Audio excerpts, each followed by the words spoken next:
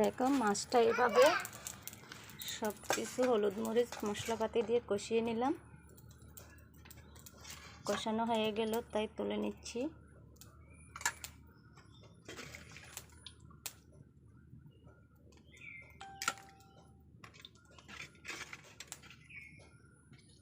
এইভাবে রান্না করলে তরকারি অনেক মজা হয়। আমরা বাঙালি এভাবেই রান্না করি।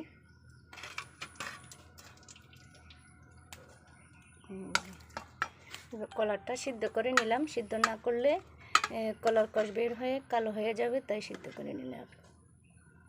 এইগুলো কলা এখানে দিয়ে দিচ্ছি।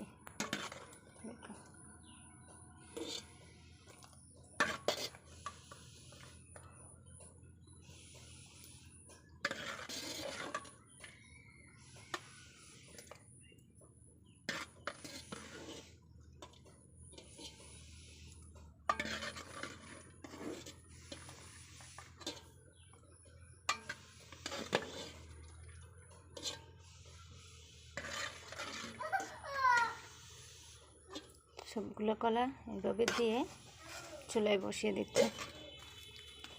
মাটির চুলায় মাছ কষিয়ে রান্না করা মজাটা অন্যরকম। এই যে ঢেকে রান্না করবো এবার।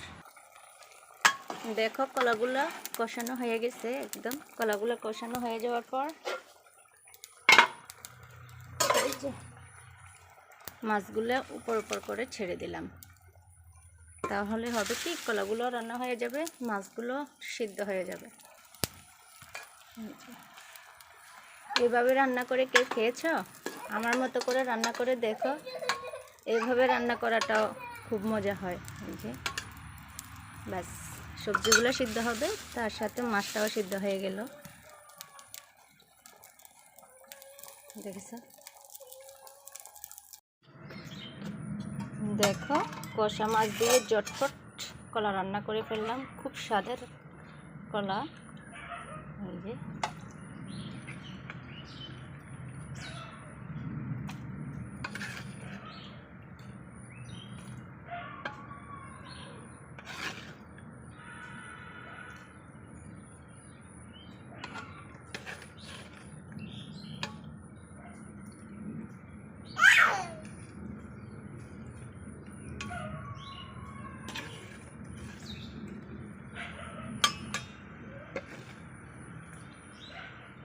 কালির পাতিল গড়ে নিতে পারবো না, তাই রান্না করে ঢেলে নিচ্ছি। ঝটপট রান্না হয়ে গেল।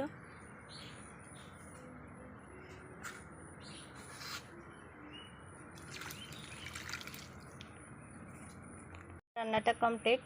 একদম কষা মাছ দিয়ে দেখো ঝটপট কলা রান্না করে ফেললাম। রান্নাটা কেমন হয়েছে সবাই কমেন্ট বক্সে জানাবে। এইভাবে রান্না করে খেয়ে দেখে নিও, দেখবে অনেক ভালো লাগবে। কার কার কাঁচা কলা পছন্দ? আমাদের খুব পছন্দ। খুব ভালো হয়েছে রান্নাটা, আমার কাছে খুব ভালো লাগে। এভাবে অনেক সময় মাছ ভাজা খেতে পারি না, তাই এভাবে কষিয়ে তরকারি রান্না করে নিই। খুব ভালো লাগে, আপনারাও খেয়ে নেবেন। খোদা হাফেজ। আসসালামু আলাইকুম।